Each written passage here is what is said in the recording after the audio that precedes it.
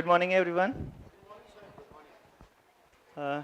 So, I'm expecting, I think all of the teachers from nursery to 12th are here. Okay, and hello, sir. What is the total number, ma'am? Today present? 80. Okay, fine. So, अभी तक आपको कुछ काम दिया गया होगा करने के लिए. The first was feedback. उसका काम अभी तक मेरे ख्याल से पूरा होना रहता है, या अभी आपकी कंप्लीट ट्रेनिंग रहती है अभी एक दिन एक session. Nursery to 12th complete training किस किस ने की है अभी तक? सेशन जो हमारे पूरे हुए हैं 3 सेशंस, जिसने पूरी की है please raise your hands. 9 to 12th all of them. 1 to 8 रहता है अभी ना. 1 to 8 को अभी इसका मतलब पूरी क्लैरिटी नहीं होगी, तो 1 to 8 के लिए आपको सेशंस जो हैं उसकी वीडियो मिलेगी, आप उसी के थ्रू जानेंगे. आज हम 2-3 चीज़ों पे काम करेंगे. एक तो जो हमने चिट्ठी लिखी है, एक फीडबैक से थर्ड रिपोर्ट को स्टडी करना. मेरे ख्याल से ये सबसे इम्पॉर्टेंट पार्ट है कि अगर आपके हैंड में एक रिपोर्ट है किसी बच्चे की, उस रिपोर्ट को आप देख करके कैसे अंदाज़ा लगाएंगे कि उस बच्चे को आप क्या सजेस्ट करेंगे, या उसका कुछ बिहेवियर है, उसके माँ बाप आपके पास आए कि ये बच्चा हमारा इस तरह का एक्टिविटी शो करता है या ऐसा काम करता है.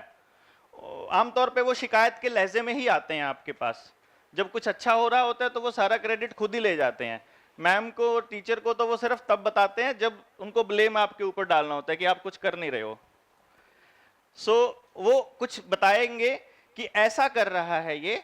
इन दैट केस आपके पास अगर उसकी रिपोर्ट होगी तो आप उस एक ही एक्टिविटी के पीछे, यानी कि अगर मान लो 3 बच्चों की मदर्स आपको एक सिंगल कंप्लेंट कर रही है कि ये बहुत जिद्दी है, फॉर एग्जाम्पल. देखिए बहुत इंपॉर्टेंट है. मान लो हम चारों बच्चों को, चारों टाइप की पर्सनालिटीज आपको मालूम है. हर सेशन में शुरू से लेके आखिर तक के हर पर्सन को पर्सनालिटीज का सारा पता है ना, चारों का. और उसका एक बिहेवियर है कि ये ना जिद बहुत कर रहा है, मान ही नहीं रहा. अब लिसनर भी जिद कर रहा है, आइडियलिस्ट भी, एफिशिएंट भी और फ्लैशी भी. आपके सामने रिपोर्ट है उसकी, तो आप उससे कैसे पता लगाएंगे कि वो जिद क्यों कर रहा है?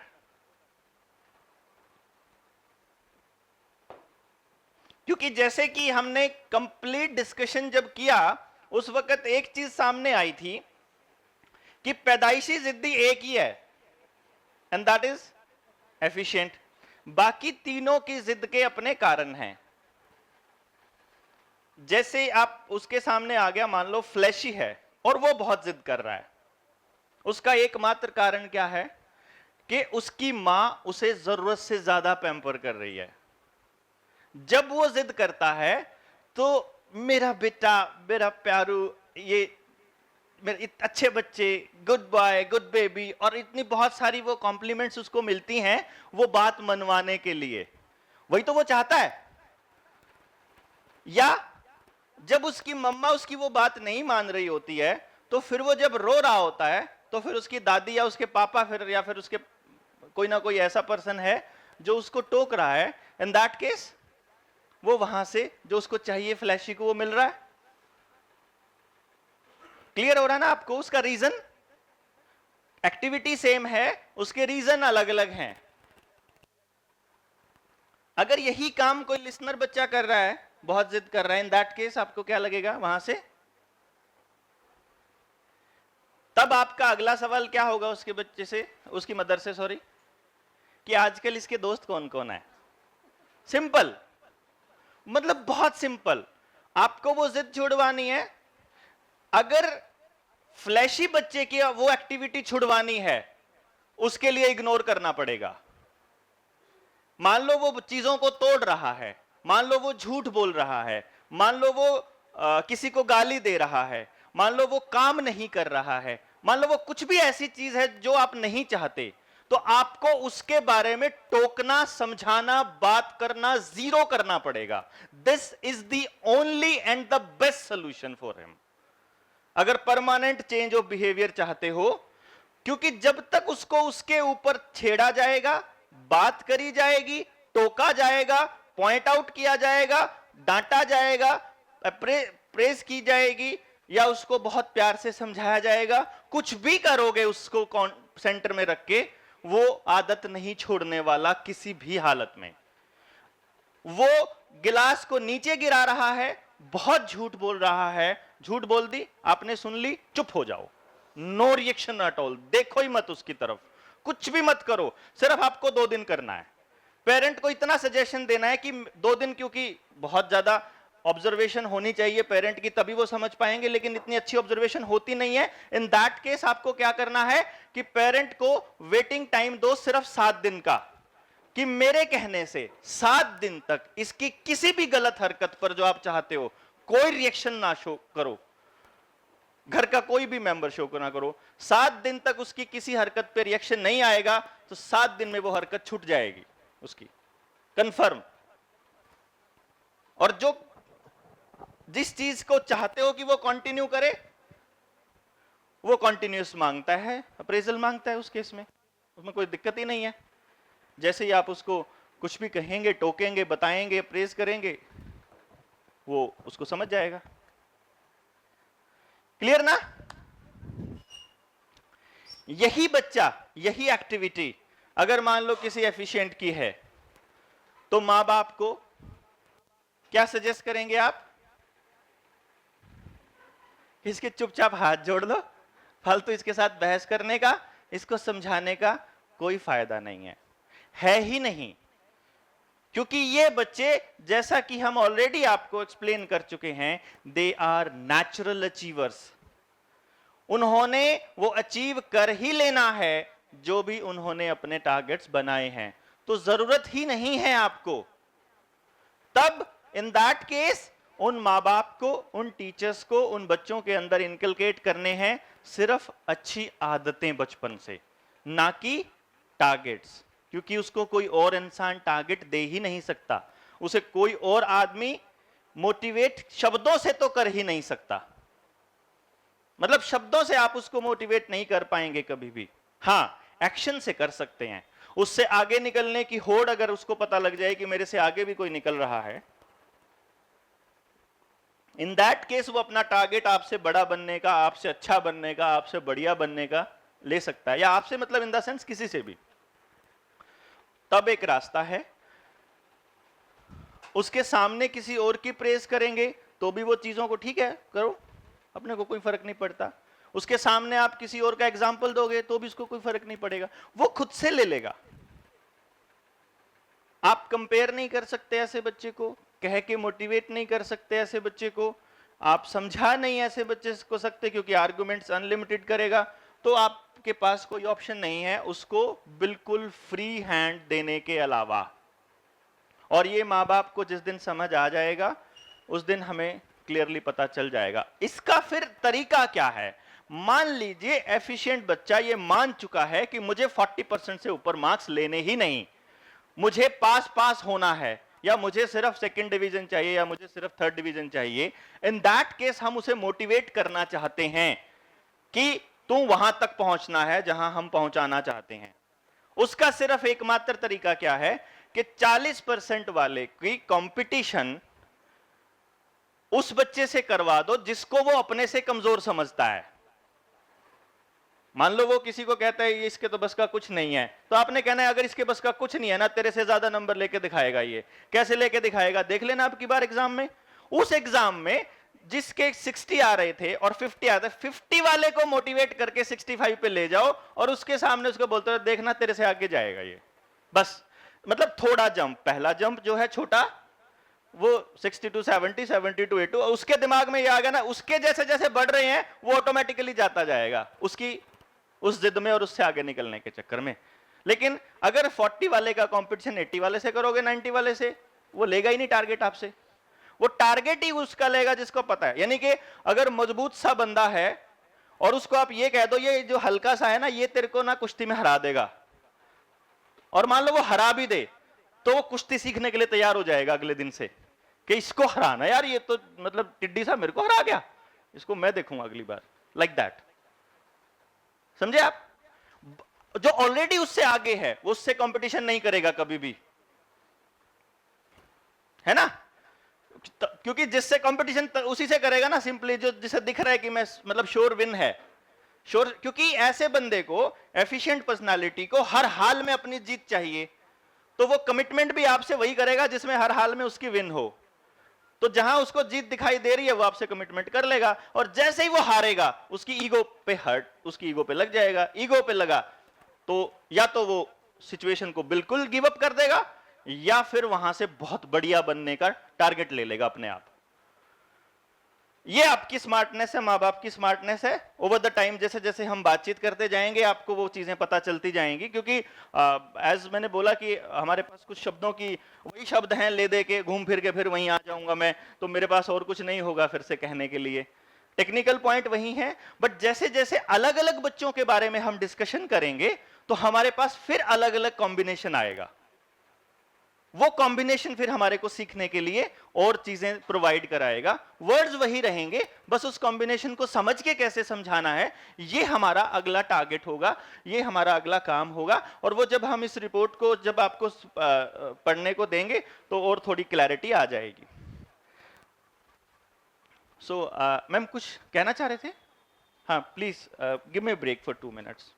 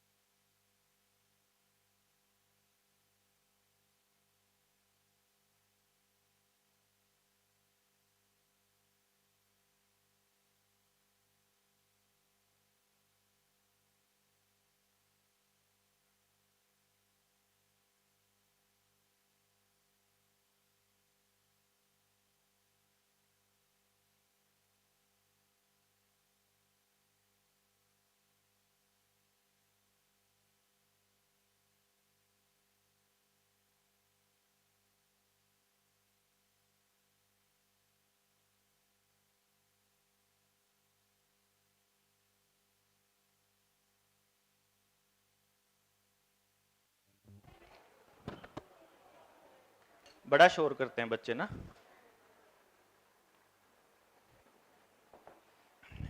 टीचर 2 मिनट के लिए क्लास से बाहर क्या जाए, चुप भी नहीं होते हैं, पता नहीं क्या डिस्कस करते हैं सारा दिन, घर पे पता नहीं क्या करते होते हैं। जब क्लास स्कूल का टाइम नहीं होता तब क्यों नहीं बात करते तुम लोग? अरे ठीक है, बिल्कुल, यस, यू आर राइट।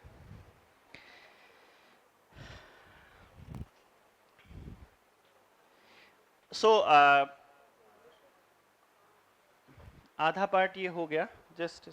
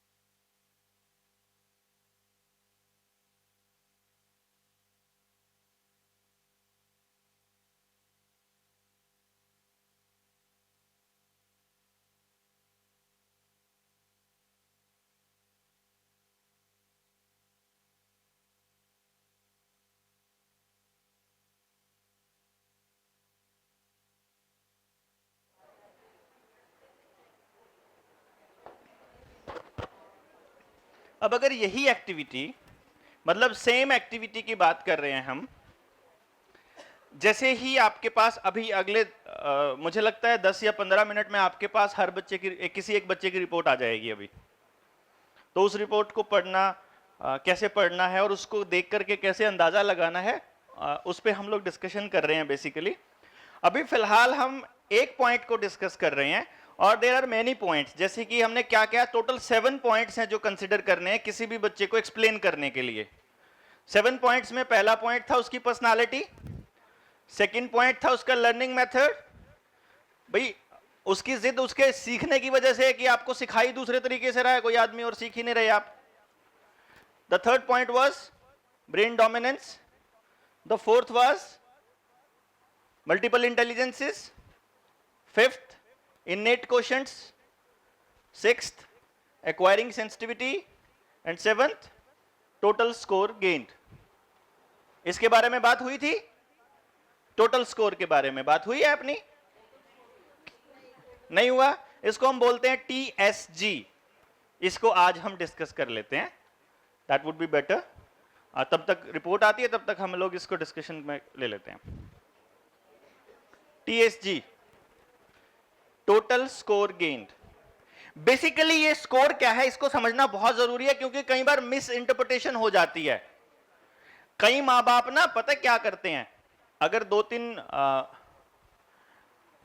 तीन बच्चे हो ना घर में, और आमतौर पे मेरे साथ क्या होता है कि पेरेंट जब अपने बच्चों की काउंसलिंग के लिए आते हैं ना, तो काउंसलिंग के बाद में 1 मिनट से पहले वो सबसे पहले ये भी कहते हैं, सर प्लीज हमारा भी टेस्ट करके बताओ कि हम भी, क्योंकि बिकॉज जब उनको पता लग जाएगी इनके बच्चों के बारे में इतनी सारी चीजें किसी पर्सन को मालूम है, तो उस चीज का प्रैक्टिकल इंप्लीकेशन देखने के बाद वो आपसे खुद भी कहेंगे कि हमारा भी टेस्ट करो। मान लो वो हम उस माँ बाप को जब करा रहे हैं तो 2 बच्चे हो गए फॉर एग्जाम्पल, मम्मी पापा हो गए, 4 लोग हो गए, तो फिर जब वो रिपोर्ट लेके बैठते ना, देख मेरा 124 है, तेरा 136 है, मेरा इतना ऐसा करके वो सोचते हैं कि ये दिमाग है, कि मेरा दिमाग इतना है, तेरा दिमाग इतना है, ऐसा। मतलब ये उस आम आदमी के बारे में, because you are teachers, you are counsellors, तो आपको उसका थोड़ा सा रिलेवेंस पता होना चाहिए कि उसका मतलब क्या है एक्चुअली। किसी का स्कोर ज्यादा या कम है, उसका यह मतलब नहीं है कि उसका दिमाग ज्यादा या कम है। जैसा कि हम लोग ऑलरेडी सारे के सारे डिस्कशन का हमारा निचोड़ ही ये निकला है कि दिमाग ज्यादा या कम नहीं है, उस दिमाग का पर्पस ऑलरेडी डिक्लेयर्ड है, उसमें ज्यादा कम का तो सीन ही नहीं है। और उसका सबसे बेस्ट यूटिलाइजेशन तभी होगा जब उसके एनर्जी फ्लो के अकॉर्डिंगली उसको काम दिया जाए, उसको टास्क दिया जाए, चाहे वो टास्क कोई भी हो। एनर्जी फ्लो डिक्लेयर कर रहा है कि उसका ब्रेन किस टाइप का है, ना कि कितना है। Something very urgent is being discussed. ये वो लोग हैं जिन्होंने फाइनल ट्रेनिंग नहीं करी है, तो मतलब you are all learned persons. तो मेरे को रोक दिया करो, अगर आप ऐसा कोई एक्टिविटी आपको करनी है आप मुझे रोक दीजिए, कोई दिक्कत नहीं है, हमें कोई जल्दी थोड़ी है, कहीं पहुंचना थोड़ी है। मैं रुक जाऊंगा, आप आराम से पूरा काम करिए, उसके बाद जब हम करें, क्योंकि मुझे लगता है कि फिर जब सवाल आता है ना, तो मेरे को ऐसे करना पड़ता है कि ये बात मैं ऑलरेडी बता चुका हूं, तब तो आम चूर्ण खा रहे थे और फिर सवाल पूछते हैं। फिर क्लास में भी तो ऐसे ही करते हैं ना आप लोग।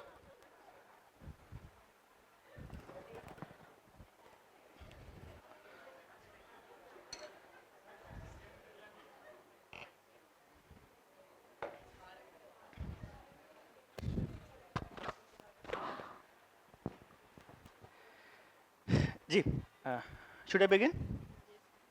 Thank you. So, जो ये TSG था, टोटल स्कोर गेन, इसकी इंटरप्रिटेशन आप कैसे करेंगे? इसको मैंने कुछ पार्ट्स में डिवाइड किया हुआ है। एक आप नोट कर सकते हैं सारे के सारे, 0 to 60 एक रेंज है, 61 to 140 सेकेंड रेंज है, 61 to 140, 141 to 180 नेक्स्ट रेंज है, और अबव 180 लास्ट रेंज है। अबव 180 तो मतलब सारे आगे ना, 0 से लेके और फिर कितना मर्जी सब हो गए, चाहे कितना ही स्कोर आए। अब इसका मतलब क्या है? 0 से 160 हम लोग सबसे लास्ट में डिस्कस करेंगे। पहले हम डिस्कस करते हैं 61 टू 140। एक तो पहली बात, इस बात को ध्यान में रखिएगा कि जब मैंने 61 टू 140 बोला है तो 61 टू 140 के ऊपर स्टिक बिल्कुल क्लियर ऐसे मत कर जाइएगा, इसका तो 59 था, इसका 62 था। यह समझिए कि 50 वाला भी 65 वाली रेंज में आ सकता है और 67 वाला भी 60 से बिलो वाली रेंज में आ सकता है।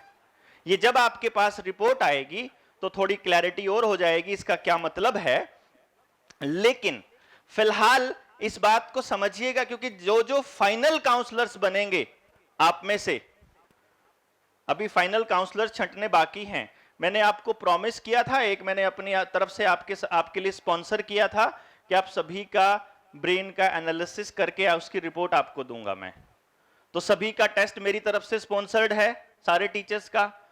तो उसके बाद उसमें से जो पैदाइशी काउंसलर्स होंगे वो हम निकाल लेंगे, क्योंकि जब हम बात कर रहे हैं पैदाइशी टीचर्स की, पैदाइशी स्पोर्ट्समैन की, तो पैदाइशी काउंसलर भी हैं। तो उसमें से मैं निकाल लूंगा कि ये आदमी है जिसको ज्यादा समझाना नहीं पड़ेगा, इसे ऑलरेडी समझ में आई पड़ी हैं चीजें। और जिसको नहीं सेलेक्ट करूं वो ये मत समझिएगा कि वो काउंसलर नहीं है, क्योंकि हमें जितने चाहिए उतने ही निकालने हैं। मान लो 2 चाहिए और वहां पे हमारे पास 6 हैं, तो हमें 2 ही लेने हैं, कोई से भी 2। वो 2 अभी काम कर रहे हैं, 2 बाद में काम करने लग जाएंगे, 2 बाद में, तो वो हो सकता है कि सारे ही हों। सो उसको नहीं समझिएगा। बाकी आपको समझ आ ही जाएगा रिपोर्ट देख के कौन से वाला काउंसलर होता है, किस किस की रिपोर्ट कैसी होती है, तो कैसा होएगा वो समझ आ जाएगा आपको। सेकेंडली,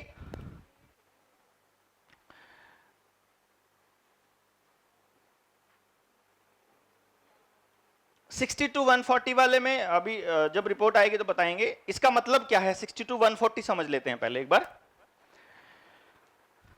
इसका मतलब है कि वो बच्चे के पास जो एनर्जी का लेवल है या उसके ब्रेन में न्यूरॉन्स हैं वो ऑन एन एवरेज क्वांटिटी में है। समझ रहे हैं? ऑन एन एवरेज का मतलब क्या है? इसका मतलब ज्यादातर लोग उस रेंज में हैं, मैक्सिमम लोग, मैक्सिमम पॉपुलेशन उस रेंज में है। और इसका मतलब है कि वो बंदा फोकस्ड लर्नर है। इसका मतलब है कि वो ज्यादा से ज्यादा 2 चीजों के ऊपर कंसंट्रेट कर सकता है विद कंप्लीट रिस्पॉन्सिबिलिटी। मतलब उस बच्चे को अगर आप पढ़ाई के साथ स्पोर्ट्स के साथ एक्स्ट्रा करिकुलर एक्टिविटीज, उसके साथ ट्यूशंस, उसके साथ खेत का काम, उसके साथ घर का काम, मार्केट का काम, दुकान का काम और बहुत सारी चीजें अगर आप जिम्मेदारी दे देंगे तो वो पजल हो जाएगा। आप में से जिसका टीएसजी 60 टू 140 है, जिसका टीएसजी 60 टू 140 है और अगर उसके पास घर की जिम्मेदारी नहीं है तो वो मैडम या वो टीचर घर जाते ही सबसे पहले पसरेगा, भाई आ गया, एक काम खत्म हो गया, अब दूसरे काम पे हाथ नहीं लगाना। अगर जिम्मेदारी देखो, आपका अपने बच्चे की जिम्मेदारी है, घर की रिस्पॉन्सिबिलिटी तो करना पड़ता है, वो एक अलग चीज है, बट करके खुश नहीं होंगे, ये पक्का है। यानी कि वो मल्टीपल टास्क नहीं कर सकता। वो ज्यादा से ज्यादा 2 जिम्मेदारियां निभा सकता है कि भैया हमसे ना नौकरी करवा लो और बच्चे पलवा लो। बच्चे पालने के अलावा, नौकरी के अलावा तीसरा काम अपन नहीं करेंगे। या तो घर संभलवा लो, बच्चों को तुम पढ़ा लो, या बच्चों को पढ़ा लूंगी तो घर संभालने के लिए मेड रख दो। ये मेरे से नहीं होता, दिमाग खराब रहता है फिर 24 घंटे। वो समझ में आ जाता है कौन से वाला है, जिसको होता है पता लग रहा है। नहीं, अभी आएगा, अभी आगे रेंज, सारी रेंज आने दो, सबकी जिम्मेदारी मत लो,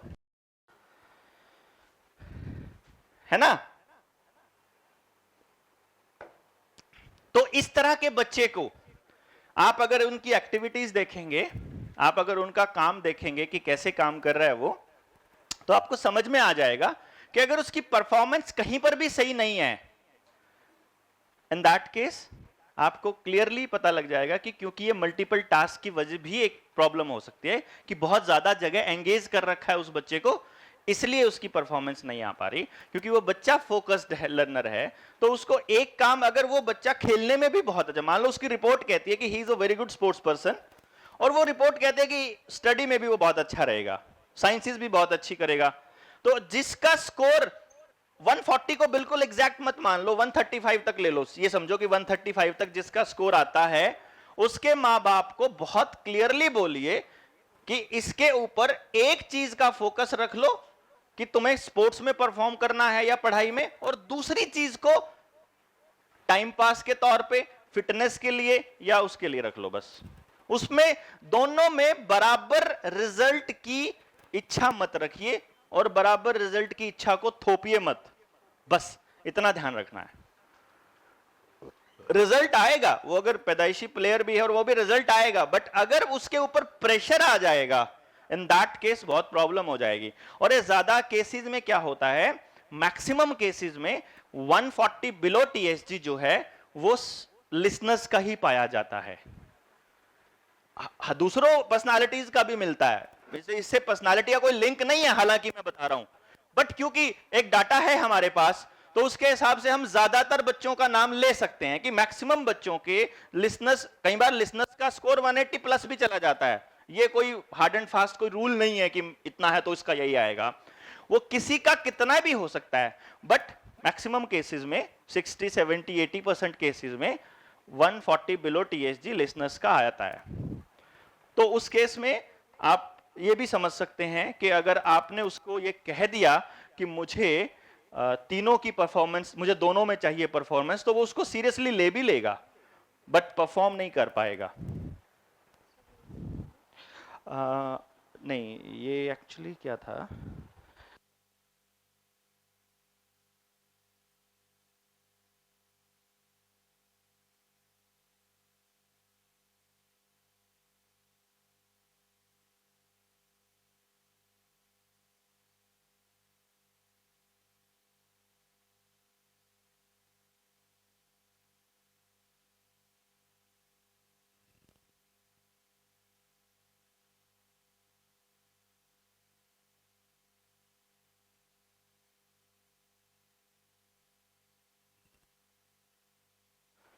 सो क्लियर हुआ ये पॉइंट? मतलब उससे ना रिजल्ट की उम्मीद मत करिए, अगर करेंगे तो वो बच्चा प्रेशर में आ जाएगा और दोनों में से किसी भी एक जगह परफॉर्म नहीं कर पाएगा।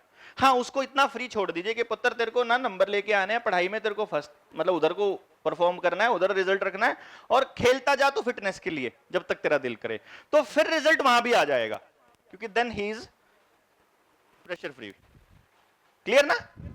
ये उसके लिए इंपॉर्टेंट है। अब आता है 140 या कह लो 135 से शुरू हो जाती है ये वाली रेंज, जब उसकी मैंने 135 रोक दी थी, तो वो किस बेस पे डिपेंड करेगा वो अभी आ जाएगी आपके पास, तो मैं वो डिसाइड करेंगे, बता देंगे। तो क्या है कि जिसका टीएसजी 140 से लेके 180 के बीच में है, अब यहां 180 जो है ना वो 175 या 170 पे ही शुरू हो जाता है, क्योंकि कंप्यूटर है, अब कुछ ना कुछ तो रेंज देनी है, तो वो जब 180 के 10 पहले 10 बाद वाली परफॉर्मेंस लगभग एक जैसी आती है, तो फिर हम समझते हैं यार 170 रख लें, फिर देखते हैं कि 170 वालों की फिर परफॉर्मेंस थोड़ा नीचे भी आती है, तो फिर हमने एवरेज लेके 180 कर दिया। तो ये एक कुछ ना कुछ रेफरेंस देना होता है, इसको इतना ही समझना है आपने, बिल्कुल नंबरों पे नहीं क्लियर हो जाना। तो यानी 180 वाला भी वैसा ही है जो 175 वाला है और जो 184 वाला है, क्योंकि इससे ऐसा कुछ फर्क नहीं पड़ने वाला। ये क्या है, ये अभी थोड़ा सा मैं पहले उसको एक्सप्लेन कर देता हूं। हमारे ब्रेन में शुरू में ही हमने डिस्कस किया था कि 100 करोड़ के करीब न्यूरॉन्स हमारे ब्रेन में डिस्ट्रीब्यूटेड है, रैंडम डिस्ट्रीब्यूशन है। वो न्यूरॉन्स ही जिम्मेदार हैं हमारे परफॉर्मेंस के लिए। अब जब मैंने करीब करीब 100 करोड़ बोला है, तो क्या सब में 100 करोड़ है?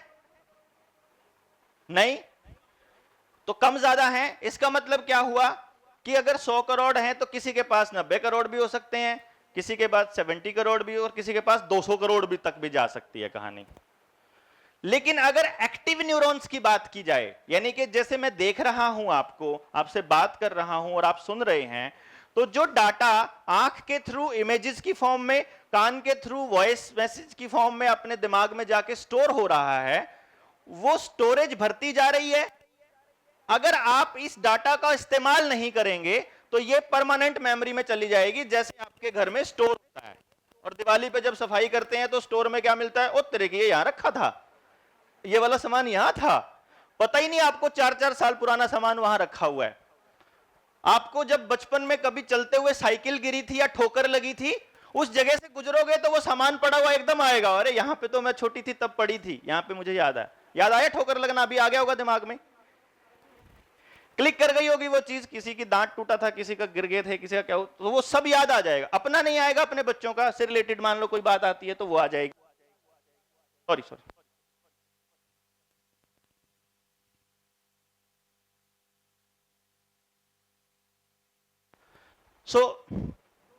ये क्या है कि जो अपनी स्टोरेज में पड़ा हुआ है सामान है, उसको एक्सेस नहीं कर रहे हैं तो वो पड़ा है, उसका यूज नहीं कर रहे हैं हम उस इंफॉर्मेशन का, तो वो एम ही पड़ी रहेगी, तो वो न्यूरॉन्स एक्टिव नहीं होंगे, उन पे धूल जमती जाएगी। ऐसा तो नहीं है ना कि वो है नहीं उधर, वो है पर यूज नहीं हो रहा, तो इंफॉर्मेशन तो है। जैसे कुछ बच्चों का ऐसा होता है, कुछ लोगों का या किसी पर्सन का, कि उसको शक्लें बिल्कुल हूबहू याद रहती हैं। मतलब अगर मान लो मुझे एक्सप्लेन करने लगेंगे तो वो कहेंगे वो ना बार बार ऐसे करता है, पकोड़े सी नाक है, ऐसा करके एक्सप्लेन करने लगेगा, वो पूरा डिटेल में बता देगा किस टाइप का बंदा है वो। लेकिन उसी बंदे को तस्वीर भी बनानी होगी या किसी पुलिस वाले को बताना होगा कि किस टाइप का बंदा था, तो पूरा एक्सप्लेन, नहीं यहां पे नहीं, उसके यहां पे तिल था, उसके ये वाली ऐसे नहीं थी, नाक थोड़ी सी और अंदर की तरफ थी, इस टाइप से, इतनी डिटेल में। मेरे जैसे बंदे को कोई कहेगा मेरे को नहीं पता भाई, देखूंगा तो पहचान सकता हूं, वैसे नहीं दिमाग में आती कैसा था कैसा नहीं। ऐसे भी लोग हैं। इसका मतलब वो जो देखा उसने भी था, देखा उसने भी था, दोनों ने देखा, उसकी पिक्चर छपी, आंख ने उसकी तस्वीर ली, मैसेज दिमाग को भेज दिया। अब हमारा वो न्यूरॉन कितने एक्टिव है विजुअल इंटेलिजेंस वाले, वो बताएंगे कि आप उसको एक्सेस कितना कर सकते हो, है ना भाई। हैंग तो नहीं हो रहा सिस्टम, मोबाइल में पड़ा है सामान, करके देखो क्लिक, बेचारा ऐसे ऐसे करता रहेगा, आ तो रहा है दिमाग में कुछ, नाम पता नहीं क्या है। मोबाइल में भी ऐसे होता है ना, ऐसे दिमाग में भी होता है। So like that. तो बेसिकली क्या हो रहा है कि वो सारी इंफॉर्मेशन ऑलरेडी हमारे पास स्टोर है, और जो स्टोर्ड इंफॉर्मेशन को हमने एक्सेस करना है तो वो आपकी उस इंटेलिजेंस पे डिपेंड करेगा। अब उस इंटेलिजेंस की कैपेसिटी सबकी ज्यादा है। मान लो हम ये मान के चलते हैं, जैसा कि कहा जाता है, देखो मुझे नहीं पता बिकॉज मैंने इस पर रिसर्च नहीं की है, बट दुनिया ये कहती है कि हम 2-3% दिमाग का इस्तेमाल करते हैं। अब किसी के पास 100 करोड़ न्यूरॉन है और वो 2% इस्तेमाल कर रहा है उसका, तो 2 करोड़ न्यूरॉन इस्तेमाल कर रहा है, और किसी के पास 150 करोड़ है और वो भी 2% कर रहा है, तो उसके 3 करोड़ हो गए। इसका मतलब उसको याद थोड़ा ज्यादा रहेगा, चीजों को याद ज्यादा कर सकता है, एक्सेस ज्यादा कर सकता है। जिस प्रकार से आपका अगर मोबाइल की रैम छोटी है तो चीजों को एक्सेस करने में टाइम लगाता है, रैम बड़ी होगी, प्रोसेसर स्पीड से होगा, तो फटाफट फटाफट एक ही साथ मल्टीपल टास्क कर सकता है। एक ही कंप्यूटर पे 6 काम कर सकता है। एक कंप्यूटर ऐसा है जो क्लिक करने के बाद वो घूमता ही रहता है। समझ आ रही है पॉइंट क्लियर? कि ये मल्टीपल टास्क, इसका ये मतलब नहीं है कि वो कंप्यूटर जो है वो बहुत तेज है और वो मतलब वो कंप्यूटर जो है वो बहुत अच्छा है और वो खराब है, नहीं नहीं, वो बहुत तेज है क्योंकि उसका प्रोसेसर ज्यादा है, उसकी रैम बड़ी है, और काम वो भी उतना ही कर सकता है, वो भी उतना ही, उसका प्रोसेसर स्लो है। तो 140 से 180 वाले के पास न्यूरॉन्स ज्यादा हैं, तो उसका परसेंटेज अगर उतना ही इस्तेमाल करता हो आम आदमी जितना ही, तो वो नंबर ज्यादा होएगा। अगर नंबर ज्यादा होगा तो वो मल्टीपल टास्क कर सकता है, मल्टीपल चीजों को एक्सेस कर सकता है। तो वो बच्चा, वो बंदा कैसा होगा, वो स्कूल में भी पढ़ाएगा, ट्यूशंस भी पढ़ा लेंगे। आप में से ही होंगे ऐसी टीचर्स, आप में से होंगे आप ऐसे लोग जो यहां भी पढ़ा रहे हैं, टीचर्स वो घर में ट्यूशंस भी पढ़ा रहे हैं, यहां तक के प्रॉपर्टी डीलिंग भी कर रहे हैं, यहां तक के कोई पड़ोस का मोहल्ले का कोई काम है कॉलोनी का कि सीवरेज बनाना है, वो उसमें भी पार्टिसिपेट कर रहा है, वो मतलब और जगराता कराना है उसमें भी पार्टिसिपेट कर रहा है, ब्याह शादी है पड़ोस की वो भी काम कर रहा है, और उसमें सब में मजा आ रहा है उसको। He is loving that all.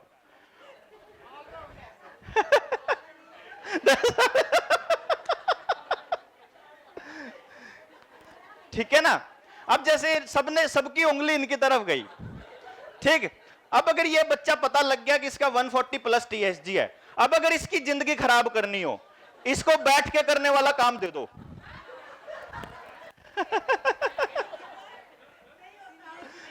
बैठ ही नहीं सकता ना बंदा, मतलब मैं तो बता रहा हूं, जिंदगी खराब करनी हो तो इसको बैठा दो बस, और कुछ नहीं करना आपने।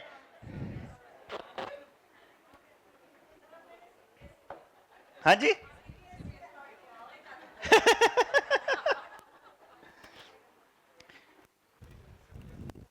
पॉइंट क्लियर हो रहा है ना? मतलब ऐसा बंदा क्या कहता है, घर में बैठा होएगा ना छोटा बच्चा, मम्मा क्या करूं, मम्मा मम्मा क्या करूं, बता दो ना क्या करूं, कुछ पढ़ ले। ये पढ़ना नहीं, कुछ और बताओ ना। पढ़ना नहीं, बिकॉज देखो पढ़ना तब चाहेगा when he is loving that, जब वो कुछ सीख रहा है उससे। बट अगर वो सीख नहीं रहा और बस मेरली याद करना पड़ रहा है, तो पढ़ने को छुड़वा के आप उससे जो मर्जी करवा लो, क्योंकि पढ़ने में बैठना पड़ता है, फिर वही प्रॉब्लम ना। देखो मैंने कहा इस बच्चे की जिंदगी खराब करनी है तो इसको बिठा दो, मतलब इसको पढ़ने को कह दो और इसको पढ़ा दो। भाई सचिन की मां ने उसको पढ़ा के आईएएस भी बना दिया होता ना, आईएएस को की कुर्सी पे बैठना होता है, होगी जिंदगी खराब। मतलब सच में जिंदगी खराब उस बच्चे को। अगर उस बच्चे को आनंद ही स्ट्रगल में आता है, उसको मजा ही पंगे लेने में आता है। वो अगर 2 दिन किसी से पंगे ना ले, बहसा ना करे, तो उसको जिंदगी ऐसा लगता है पता नहीं कुछ कमी सी है, समथिंग इज मिसिंग देयर, तो जान के पंगे लेगा। गली में, मोहल्ले में, स्कूल में पंगे नहीं हो तो सड़क पे चल के किसी का ठोक के लेगा, लेकिन लेगा, क्योंकि उसको वहां से ही अंदर से फीलिंग आती है कि हाँ अब मैं हूं, now I exist. Point clear हो रहा है? इस बच्चे को अगर आप ये कहो ना पढ़ाई पे ध्यान दे, बाकी कोई काम नहीं करना, तो वो कहेगा अल्लाह मैं पढ़ता भी नहीं, तो क्या करोगे? फिर वो पड़ोस में जाएगा, अपने दोस्तों से बात करेगा। बच्चे बड़े खराब हैं इस क्लास के। तो फिर वो दोस्तों के पास जाएगा ऐसे ही करते हैं ना बच्चे, टीचर का मुंह फिरते ही।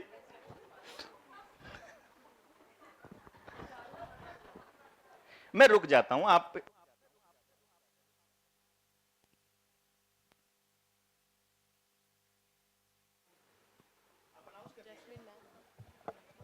Jasmine ma'am, sir is calling you. बता, इतनी सी बात थी।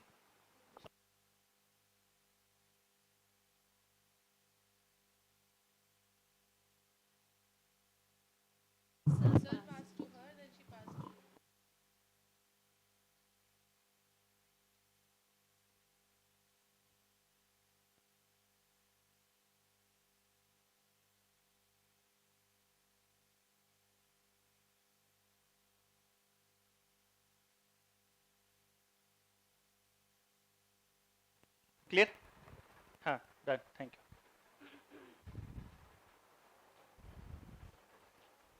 आप अगर देखिए, मैं बताता हूं आपको, अगर कोई ऐसी चीज है जो आप बात किए बिना नहीं रुक सकते और आपको बहुत अर्जेंट, जैसे अभी अर्जेंट कॉल थी, तो बजाय इसके कि आप ऐसे चुपचाप पास करें, आप रोकिए और करने दीजिए। बिकॉज एक सेंटेंस आपने मिस कर दिया, एक सेंटेंस आपने, पहले आधी मैं मिस कर लेता हूं खुद, तो आपके हिस्से एक ही 2 सेंटेंस आएंगे बस। फिर एज अ होल देखा जाए तो इसलिए थोड़ा सा ना मेरे को बता दीजिए कि ये इशू है। इसलिए मैं बता रहा था कि जैसे हम बार बार डिस्कस करेंगे ना, तो और चीजें निकल के आएंगी। मुझे भी नहीं पता मैं क्या बता रहा हूं आपको, मैं क्या मिस कर रहा हूं, बट जिस वक्त मैं आपसे दोबारा बात करूंगा मुझे एकदम ध्यान आ जाएगा कि मैं ये मिस कर गया था, अब बताता हूं। और वो जब तक रियल क्वेश्चंस नहीं होंगे ना, हम लोग नकली क्वेश्चंस में उलझे पड़े रहेंगे। रियल क्वेश्चंस तब आएंगे जब आप चीजें आपको क्लियर होंगी, और जब वो आएंगे तो वो चीजें अंदर से निकल के आएंगी मेरे से, क्योंकि मेरे पास कोई डॉक्यूमेंटेड फॉर्म में नहीं है। ये इतने 1000 बच्चों का एक्सपीरियंस ऐसे नहीं, मतलब मैं डॉक्यूमेंटेड रख सकता उसको। अगर उसको एक्सप्लेन करने लगूंगा तो वो लग जाएंगे, और फिर वो उन्हीं का होगा जो पिछलों का होगा, जो आगे आएंगे वो भी तो अलग है उनसे। So this can not be documented. जो ओरिजिनली जो सही जो टेक्निकल नॉलेज है वो फिक्स है, वो सबका फिक्स है, और बाकी जो जो आता जाएगा उसका अलग अलग है। उस अलग को डिफरेंशिएट करना मैं सिखा रहा हूं कि जो सामने पड़ा हो उसको देखना है तो कैसे देखना है। जैसे अगर एक्सरे मशीन में डॉक्टर को सिखाया जाता है कि अगर इस तरह का पैच हो तो वहां पे अल्सर हो सकता है, इस तरह का हो तो वहां पे मतलब हड्डी में कोई दिक्कत है या कैल्शियम की कोई दिक्कत है, वो पता लग जाता है ना, डॉक्टर को लाइट की तरफ देखता है और वो चीजें रिपोर्ट में लिखी नहीं होती कहीं पे भी, लेकिन वो डॉक्टर देख सकता है उसको, क्योंकि वो उसको इंटरप्रेट करना सिखा रखा है। उस बच्चे की वो बीमारी पहले थोड़ी आई है, तो वो इंटरप्रिटेशन बता रहा हूं मैं आपको, क्योंकि अब वही पार्ट है सबसे इंपॉर्टेंट। आपके सामने रिपोर्ट पड़ी होगी और मम्मी कह रही होगी ऐसे करता है, और आप कहोगे ना ना ऐसे कर ही नहीं सकता, मैं कह रहा हूं नहीं कर सकता। अगर आप कह रहे हो नहीं कर सकता तो गारंटी वो नहीं कर सकता, फिर कॉपी करके लाया कहीं से। समझ रहे हैं आप? मतलब वो ओरिजिनल नेचर नहीं है उसकी।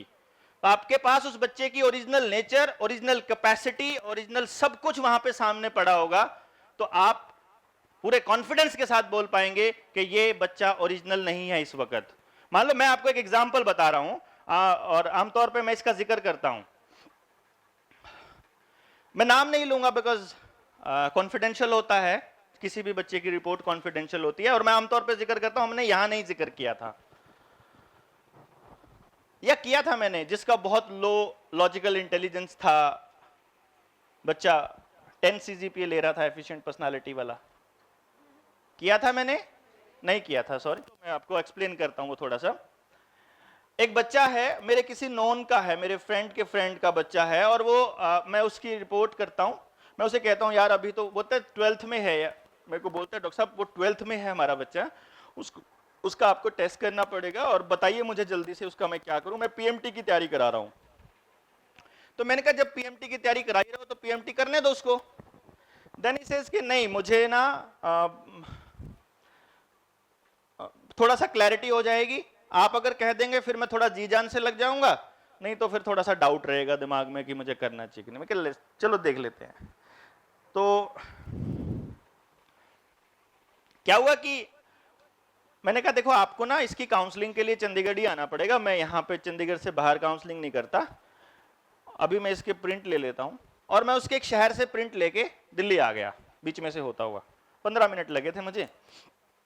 ठीक है जी, रात को मैं 11 बजे 11:30 बजे मैं उस बच्चे की रिपोर्ट तैयार करने लगा। रिपोर्ट तैयार करते टाइम मुझे वहां से क्या कंक्लूजन निकला कि उसका बहुत लो लॉजिकल इंटेलिजेंस था, लोएस्ट, और लोएस्ट लिंग्विस्टिक इंटेलिजेंस था। जिस बच्चे का लॉजिक और लैंग्वेज ये दोनों लोएस्ट हों, वो बच्चा पढ़ने के लिए नहीं बना। शॉर्ट वो पढ़ने के लिए नहीं बना, एकदम क्लियर कि उसको तो मतलब तीसरी क्लास में पढ़ने से पीछा छुड़ा दो तो अच्छा है, सर्टिफिकेट ही चाहिए तो कहीं से अरेंज कर दो सिंपली, उसके लिए पढ़ना समझो नरक है। अब मैं उस बच्चे को देख रहा हूं घर आने की, जब मैं वहां पे बैठा हूं दिल्ली में, तो मैं टेस्ट कर रहा हूं, वो बता रहा है, और मुझे उसके पापा की वो बात याद आ रही है कि मेरा बेटा पीएमटी की तैयारी कर रहा है। अब पीएमटी की तैयारी तो बहुत इंटेलिजेंट, सो कॉल्ड इंटेलिजेंट बच्चा कर सकता है, जो बच्चा पढ़ने के लिए नहीं बना वो तो नहीं कर सकता ना पीएमटी की तैयारी। सो मैंने उसी पर उसके पापा को रात को ही फोन किया कि भाई साहब इसका 10th का रिजल्ट क्या रहा था। ही सेड कि 10 सीजीपीए था, 10 सीजीपीए और लोएस्ट लॉजिकल एंड लिंग्विस्टिक, कहीं पर भी मैच नहीं करता। मैंने कहा ऐसा है, कब से 10 सीजीपीए ले रहा है? कहता ये तो जब से पढ़ता है तब से ही 10 सीजीपीए आया है, कभी क्लास में सेकंड आया ही नहीं। Can you imagine that situation? And इससे भी बड़ी बात बताऊं, he is an efficient personality. वो बच्चा एफिशिएंट पर्सनालिटी है, 10 सीजीपीए है, लॉ लॉजिकल और लिंग्विस्टिक है, पढ़ने के लिए बना नहीं है, मान किसी की सकता नहीं, एफिशिएंट है ऑब्वियसली मान नहीं सकता किसी की, बट फिर भी वो पढ़ने के लिए नहीं बना, और उसका इंट्रा पर्सन भी हाई है। इंट्रा पर्सन मतलब खुद को जानता है। अब वो बच्चा खुद को जानता है कि मैं पढ़ने के लिए नहीं बना, फिर भी वो 10 सीजीपीए ले रहा है। इसका मतलब ऐसा क्या चीज है जो उसको कंपेल कर रही है पढ़ने के लिए? मुझे वो जाननी थी।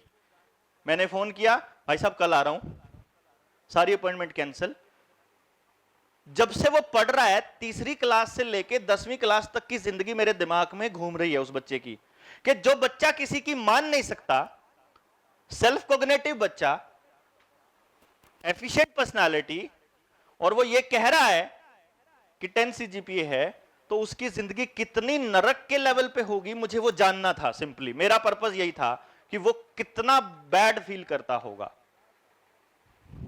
एंड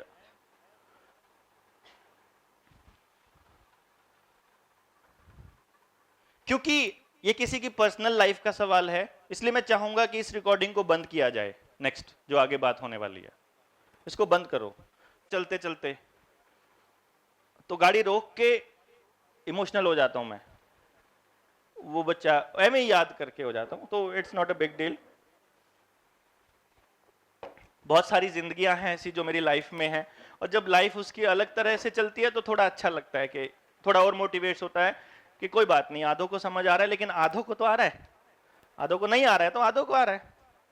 80% को नहीं समझ आ रहा, पर 20 को तो आ रहा है, 20 की जिंदगी तो बदल रही है, एंड इट्स ऑल। और I believe and I trust on this कि जब आप यहां से इस ट्रेनिंग को कंप्लीट करके गए थे, मुझे पूरा भरोसा है आपका लोगों को देखने का नजरिया बदला होगा। क्या कहते हो, नहीं बदला? हाँ जी, बदला। अब आप चीजों को एक अलग एंगल से देखते हो, अब आपको लगता है कि अब मैं एक अच्छे इंसान की तरह देख रहा हूं इंसान को। तब आप सारा कसूर उसका निकाल रहे थे, अब आप कसूर नहीं निकालते हैं। और सबसे बड़ी बात है कि now you are not judging anyone.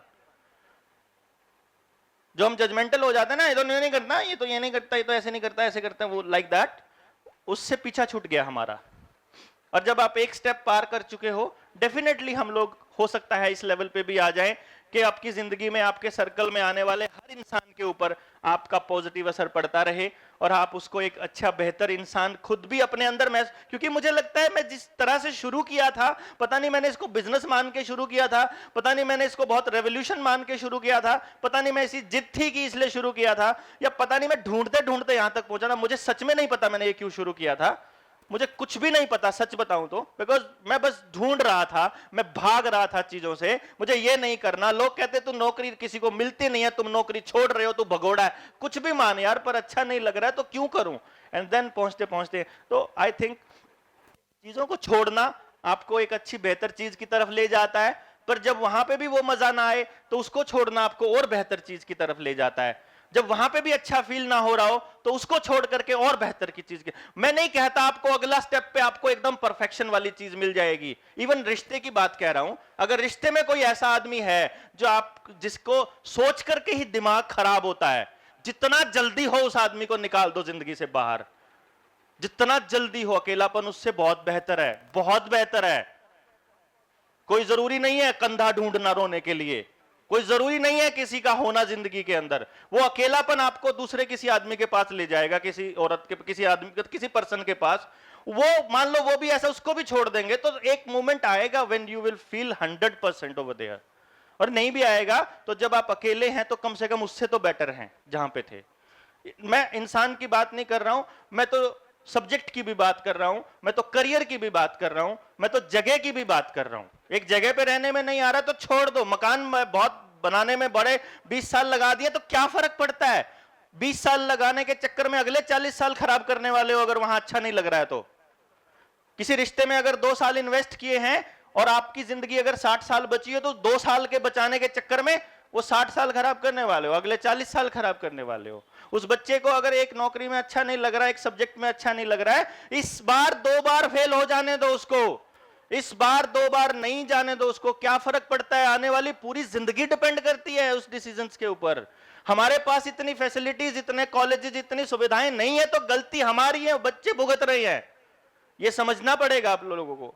अगर ये नहीं समझेंगे तो मुझे नहीं लगता कि हम कुछ भी चेंज ला पाएंगे। पहले अवेलेबल तो करा दो उनको सब कुछ, तभी तो जजमेंट, तभी तो जज कर पाएंगे ना उन चीजों को, तभी तो बता पाएंगे ना।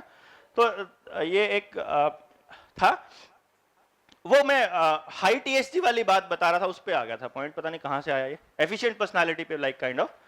ठीक है, तो इस तरह से मैं ये आपको ये बता रहा था कि कैसे एक रिपोर्ट को देख करके आप उसकी पूरी जिंदगी को इमेजिन कर सकते हैं। और आपको एक बात बताऊं, उसके पापा फ्लैशी थे, पीएमटी में दाखला इसलिए हो रहा था उसका, 100 CGPA इसलिए आ रहा था उसका, इसीलिए प्रेशर था।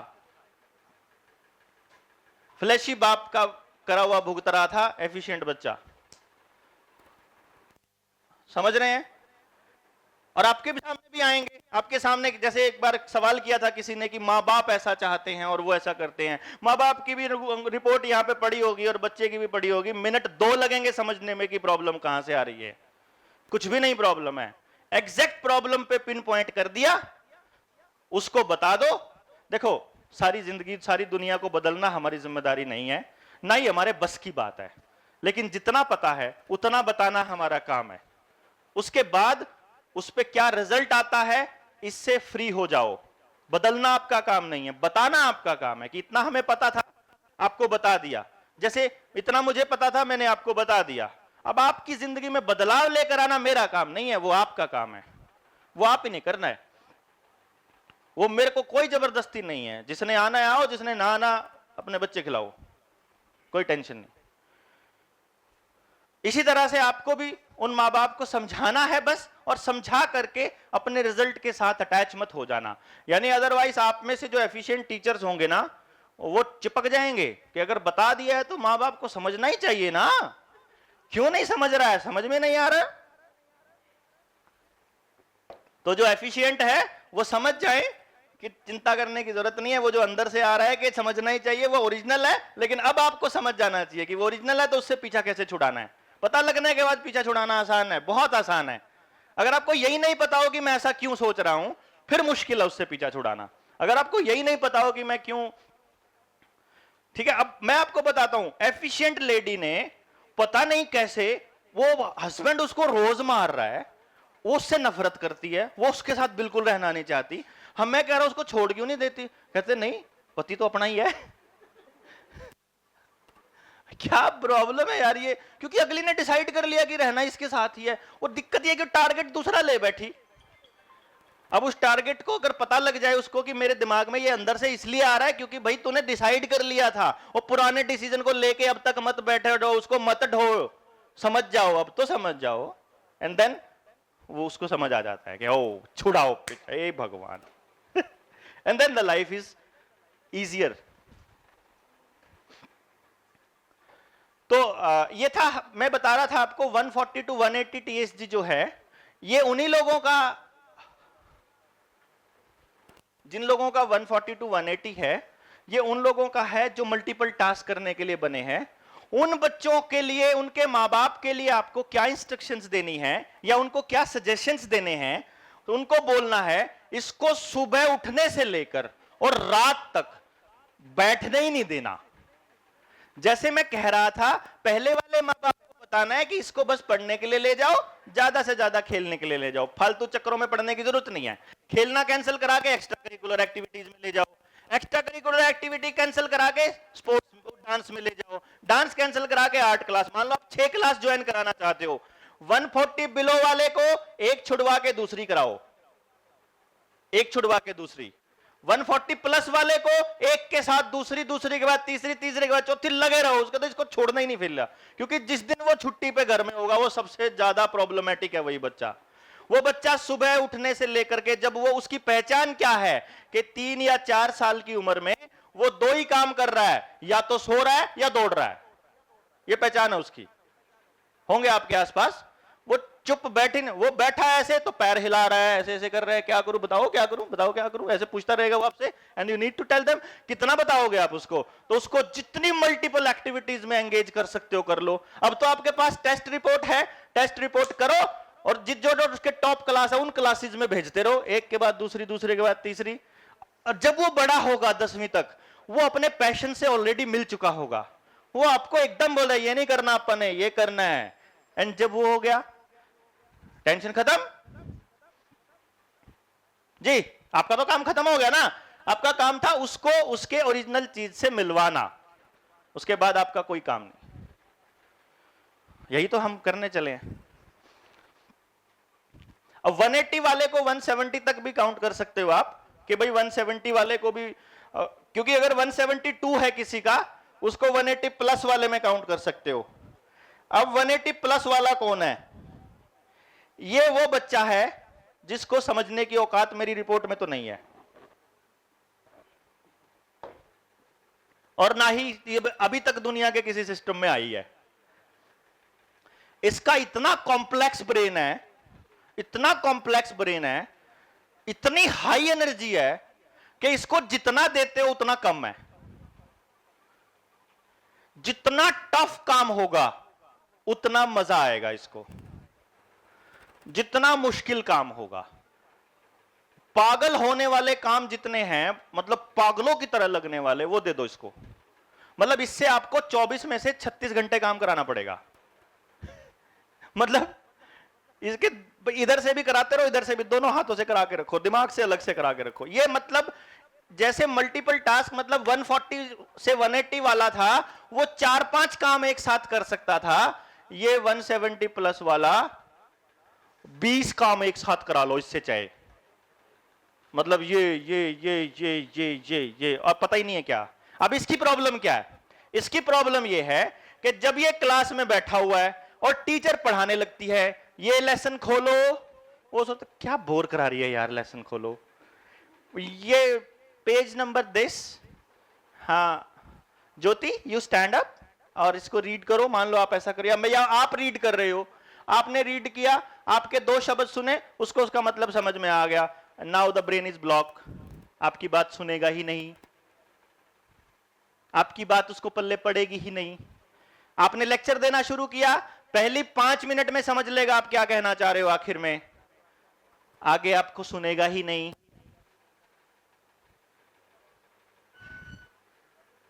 उसको पढ़ने को बोलो, वो कहेगा आता है, पढ़ ले, आता है, आसान सा है, याद कर ले, पेपर में कर लूंगा, 5 मिनट का काम है।